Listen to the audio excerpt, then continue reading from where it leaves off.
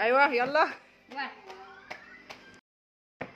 ازيكم يا بنات؟ عاملين ايه؟ يا رب تكونوا بخير. النهارده ان شاء الله حبيت اشارك معاكم طريقه عمل رقاق. انا عملتها قبل كده على القناه بطريقتين، فان شاء الله لو حابين تشوفوا الطريقه بالتفاصيل ودقيقه كويس قوي. ولو انتي ما عندكيش فرن زي اللي احنا هنسوي فيه دلوقتي وحابه ان انت تسوي على البوتاجاز، تقدري ان انت تشوفي الطرق التانية اللي انا نزلتها قبل كده. النهارده كده كان معانا 3 كيلو دقيق، حطينا عليهم معلقتين كبار من الملح، وحطينا عليهم لتر وربع ميه على حسب نوع الدقيق بتاعك. ممكن ياخد من لتر وربع للتر ونص ميه على حسب نوعيه الدقيق. هنا وانا بعجن العجينه النور كان قطع، فاضطريت ان انا اجيب لكم بس النتيجه في الاخر. فحتى لو هتلاحظوا ان هي على ضوء كشاف الموبايل بس.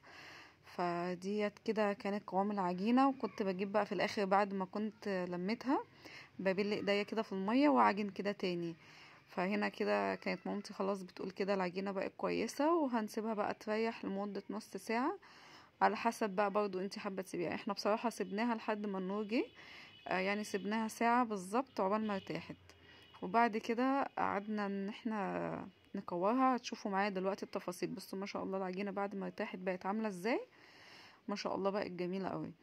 كنت باخد منها كده وبقرص. فانا بقى عشان ننجز في الوقت، عشان الكمية اللي معانا برضو ما نعوقش فيها، فهجيب بقى هنا كمية كبيرة كده، وهبتدي ان انا اعملها رول كده على الطبلية او الترابيزة او رخامة عندك، على حسب بقى اللي موجود عندك تقدري ان انت تعملي عليه الطريقة اللي انا هوريها لك دي. ببتدي كده ان انا اخد رول من العجينة وابتدي ان انا اقطعه كده بالسكينة عشان اقطع قطع على قد ما اقدر ان هي تكون قد بعضها.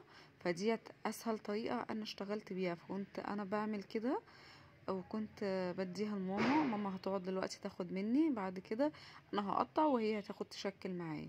وهنا الصينية احنا دهنينها زيت، وهنبتدي ان احنا نرص بقى عليها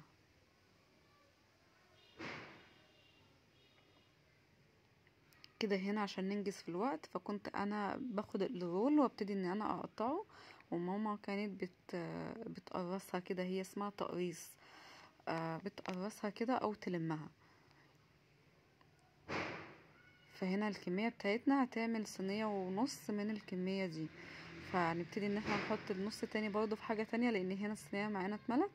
وبعد كده بنغطيها بكيس شفاف، وبعد كده نسيبها ترتاح لمدة نص ساعة تاني، وبعد كده نشتغل فيها.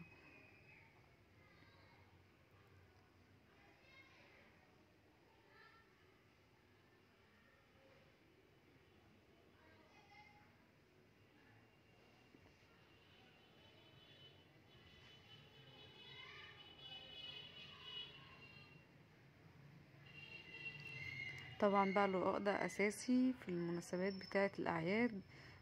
فاحنا طبعا عشان داخل علينا رمضان، فبنعوزه بيبقى موجود عندنا في البيت، بنعمله صواني. بيبقى موجود برضو بيسد معاكي في حاجات كتيرة ممكن تطلعي منه وتعملي. هنا بقى واحنا خلاص بنفرد فيه بعد ما ارتاح نص ساعة. هنا كنا خلاص اصلا احنا شغالين وقربنا نخلص يعني. دي كده كان يعتبر الكمية الاخيرة، فكنت هنسى اصلا ان انا هصورها. فكنت هنا بصور كده زي ما انتوا شايفين كذا ايد معانا وايد بتساعد وهي اللمة حلوة في كده والله. يعني واحنا بنعمل كل شوية يدخل علينا من الحبايب. طبعا احنا ملمومين كده انا واختي ومامتي ومرات عمي. يعني ما شاء الله 4 بيعملوا في قلب العجينة. فكل واحد كان بيعمل خطوة. يعني هنا مثلا لو هتلاحظوا ان كل واحدة بتعمل تفاصيل مختلفة عن التانية. يعني بمعنى اصح كنا بنعمل ايه، كنا كل واحده بتعمل مرحله وبتسلم التانية اللي بعدها. كانت مثلا اختي هنا على الطرف كانت بتعمل تاخد كده العجينه وهي متقرصه لسه، تبتدي انها تفردها بايديها وتبططها. بعد كده ماما تاخدها منها تفردها شويه، بتبقى كذا اصلا طبق فوق بعضها. بعد كده ما عمي تاخد مثلا منها طبق منفرده وتبتدي تفردها كويس لوحدها. وبعد كده انا بعمل زيها يعني. وبعد كده انا برضو بعمل زيها وباخد بقى يعني في حاجات مثلا تبقى من ايد اختي مش متظبطه، ببتدي ان انا اظبط الدايره بتاعتها. ما اعرفش بقى تقولوا ليه التفاصيل الزياده والدقيقه ديت، ما هو كده كده هيتكسر او هيتحط على بعضه في الصواني، مش هيبقى باين، معرفش بقى، هو انا كده بقيت عماله اظبط انا كده الشكل بتاع الرقايه. وهنا كانت ما شاء الله مطعمي اللي هي ماسكه النشابه اللي هي الاورنج، ما شاء الله كانت بتفرد بطريقه حلوه جدا، وما شاء الله كانت بتخرجها شكلها مظبوط من اول ما بتمسكها. فانا بقى كنت بظبط زي ما بقول لكم كده. فدي كمان كانت اخر كمية كنا بنعمل فيها.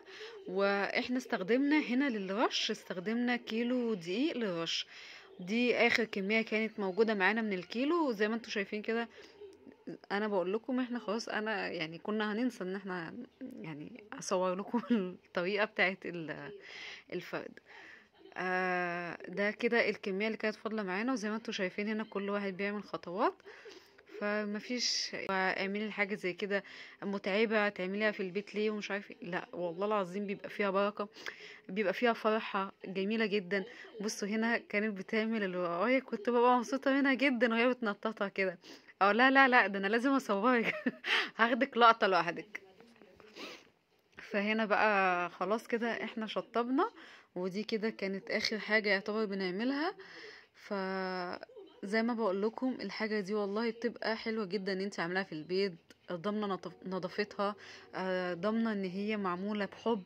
كفاية ان احنا اصلا طول ما احنا كنا قاعدين وشغالين في الحاجة دي، كنا عمالين نضحك وعمالين نتكلم ونفتكر ذكريات قديمة ونقعد نضحك عليها ونهزر. كانت القعدة كلها تحفة بصراحة يعني.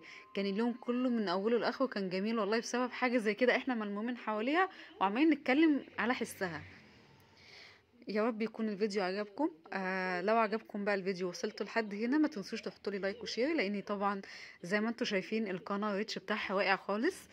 فلو عجبكم فيديوهات اللي انا بعملها عند مامتي، يا ريت اشوف كومنتاتكم تحت. لو عجبتكم هبتدي ان انا برضو اخلي يومي هناك عند ماما، هشارك معاكم كل حاجه بعملها هناك. دي كده رقاق زي ما ماما كانت بتسويه الفرن البوتاجاز العادي خالص، بس هو الفرن بتاعها كبير ونوعه قديم شويه او شويتين. فده بقى كان شكل الرقاق بعد ما خلص. لو حابه تشوفي الطريقه اللي هي على البوتاجاز، تقدري ترجعي للفيديوهات بتاعتي القديمه. وعايزه اقول لكم هي دي الكميه اللي طلعت معانا من 3 كيلو دي، ما شاء الله كميه كبيره، غير ان الاولاد كمان كلوا منه. لو عجبكم الفيديو ما تنسوش بقى تحطوا لي لايك. يلا اشوفكم فيديو جديد، باي باي.